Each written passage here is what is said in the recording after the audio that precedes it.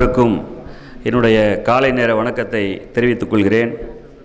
இந்த நிகழ்ச்சி உள்ளபடியே இளைஞர்கள் மத்தியில் கொண்டு செல்ல வேண்டிய ஒரு அற்புதமான நிகழ்ச்சி இது.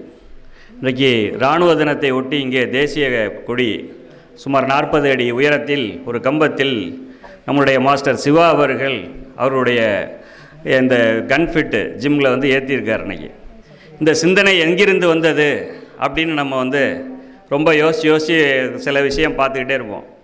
அதாவது என்னன்னாக்கா ஏதாவது ஒரு காரணம் செஞ்சால் அதுலேருந்து ஒரு அடி விதை எங்கேயாவது இருக்கும், அதுக்கு ஒரு காரண காரியம் இருக்கும்.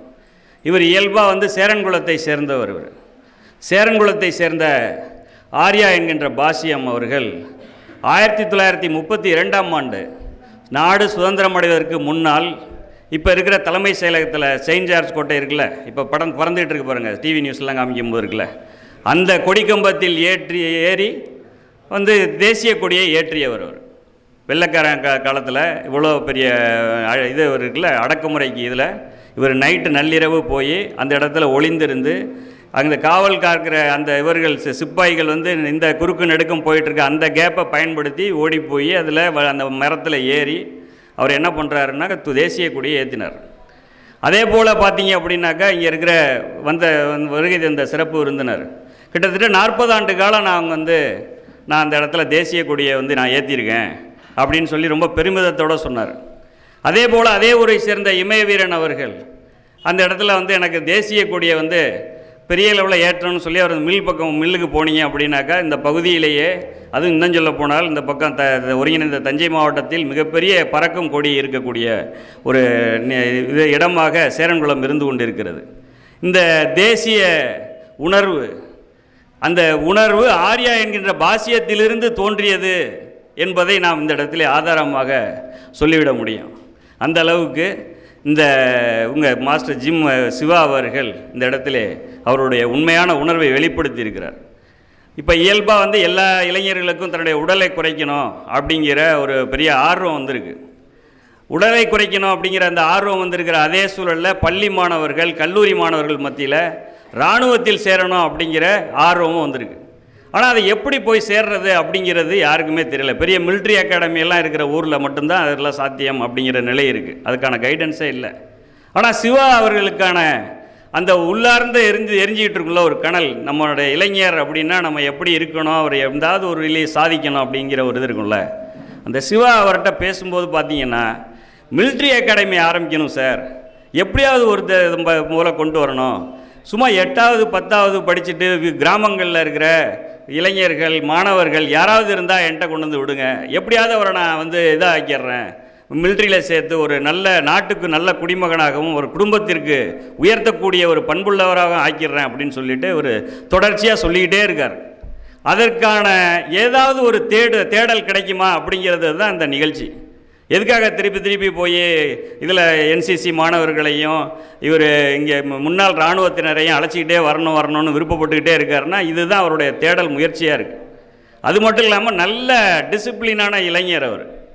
இப்போ இதில் போய் பழக்கத்துக்கும் சரி, எக்ஸசைஸ்னால் உயிரை கொடுக்குறாரு. எக்ஸசைஸ் நம்ம நினச்சிட்டு இருப்போம் காலையில் மட்டும்தான் செய்யணும், சாயந்தரம் மட்டும்தான் செய்யணும். அவர் வார்த்தையில் சொல்கிறாரு, எக்ஸசைஸுக்கு டைமே கிடையாது சார், சாப்பிட்டு வயிற்றில் இருந்துச்சு அப்படின்னா சுமார் ஒரு 1/2 மணி நேரம் ஃப்ரீ பண்ணீங்க, அதுக்கப்புறம் நீங்கள் எக்ஸசைஸ் இது பண்ணுங்கள். எப்படி திரைப்பட நடிகர்கள்லாம் தன்னுடைய நினச்சா உடலை ஏற்றி கொள்வதும் நினச்சா உடலை குறைத்து கொள்வதுமாக இருக்கிறார்கள். இதெல்லாம் நம்ம மனசில் வச்சுக்கணும். இந்த இடத்துல காலையிலேருந்து காலைல வந்தோம் அப்படின்னாக்கா இந்த வார்த்தைகள் தான் அவர்கிட்டேருந்து ஒழிச்சிக்கிட்டே இருக்கும். அதே போல் எந்த நேரத்திலையும் சுறுசுறுப்பாகவும் தன்னம்பிக்கையாக இருக்கக்கூடிய இளைஞராக இருக்கார். விவேகானந்தர் சொன்ன 100 இளைஞர்களை கொடுங்கள் நாட்டை முன்னேற்றி காட்டுறோம் அப்படின்னு சொல்லி சொன்னார்ல இளைஞர், அந்த தேடும் இளைஞர்களின் மாடலாக இவர் இப்போ இருக்கார். இவரை நாம் மிகச்சரியாக பயன்படுத்தி கொள்ளணும். இயல்பாக தன்னை பற்றி ஒரு பெருமிதமாக எங்கேயும் வெளியிலலாம் சொல்லிக்கவே மாட்டார். இந்த வயசில் இப்படி ஒரு இளைஞரை பார்ப்பது மிக மிக அற்புதமான விஷயம். அதிலும் குறிப்பாக இந்த ஜிம்மில் இன்றைக்கி இந்த நிகழ்ச்சி நடந்துக்கிட்டு இருக்குது. இயல்பாகவே நம்ம தமிழர்களுக்கு ஒரு பண்பு உண்டு. இந்த பகுதியில் பரவாக்கோட்டையிலேருந்து இந்த பகுதியெலாம் எடுத்திங்கன்னாக்கா தேசிய உணர்வு ரொம்ப அதிகம் உள்ள ஊர் இந்த ஊர். ஐஎன்ஏவில் அதிகமான பென்ஷன் வாங்கக்கூடிய பகுதி இந்த பகுதி அப்படின்னு தமிழக அரசால் அறிவிக்கப்பட்டிருக்கு. பரவாக்கோட்டையில் முத்துசாமி இருந்தார்ல பெரியவர், அவர் உட்பட எல்லாருமே. இதெல்லாம் நம்ம வந்து பெருமையாக பார்க்க வேண்டிய இந்த தருணம் இது. அப்படிப்பட்ட அந்த பெருமையான தருணத்தில் இராணுவ வீரர்களுக்கு இராணுவ தினத்தன்று அஞ்சலி செலுத்துவது மிகப்பெரிய பெருமையாக கருதுகிறேன். நான்லாம் பெரிய பெருமையாக கருதுகிறேன். இன்னும் சொல்ல போனால் அந்த அமரன் திரைப்படம் வந்ததற்கு பிறகு இளைஞர்கள் மத்தியில் மிகப்பெரிய தாக்கத்தை இராணுவத்தின் மத்தியில் வந்து உருவாக்கி இருக்குது. இதற்கெல்லாம் இது போன்ற இளைஞர்கள் இந்த நாட்டை முன்னெடுத்து செல்வார்கள் என்ற நம்பிக்கையோடு சிவா அவர்களுக்கு வாழ்த்துக்களை தெரிவித்து விடைபெறுகிறேன். நன்றி, வணக்கம்.